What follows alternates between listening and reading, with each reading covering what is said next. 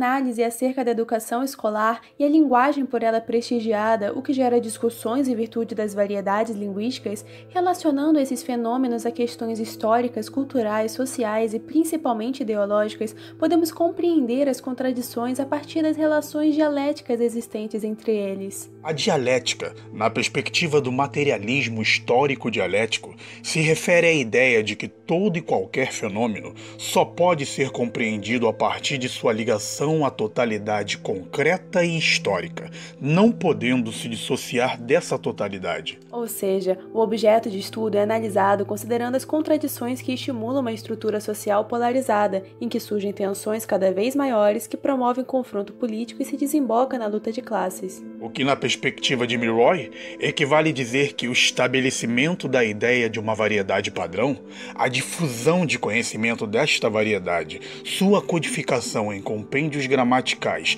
e dicionários largamente usados e sua promoção num amplo espectro de funções, tudo isso leva à desvalorização das outras variedades. A forma padrão se torna a forma legítima e outras formas se tornam, na mente do povo, ilegítimas. Nesse sentido, a educação formal é mais um dos elementos de socialização constituído por uma experiência endoculturativa, onde um grupo social aos poucos socializa em sua cultura e a partir dos seus valores e interesses os seus membros como tipos de sujeitos sociais para comportamentos aceitos pela sociedade. Ou seja, quando um povo alcança um estágio complexo de organização da sua cultura, quando ele enfrenta, por exemplo, a questão da divisão do trabalho e, portanto, do poder, é que ele começa a viver e a pensar como problema as formas e os processos de transmissão do saber. Entretanto, é com o advento da sociedade capitalista e principalmente com a organização de homens ricos formando uma classe dominante que a educação se concretiza definitivamente como uma instituição burocrática centrada nos interesses e privilégios dessa classe.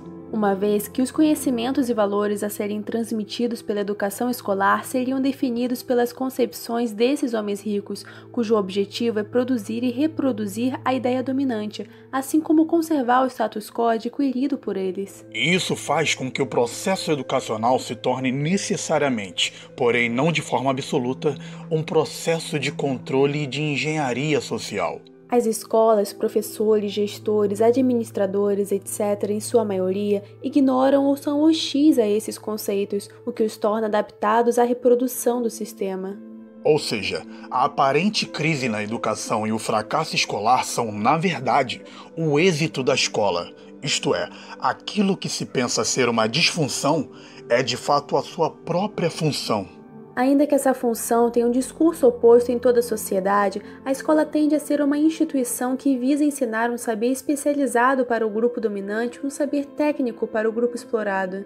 Nessa perspectiva, para os ricos sempre foi destinada uma educação especializada, pautada em conhecimentos científicos, e para o pobre, uma educação prática e tecnicista, divisão que se mantém até os dias atuais. Desta maneira, a divisão financeira das classes sociais distintas produz também uma divisão nos usos da linguagem.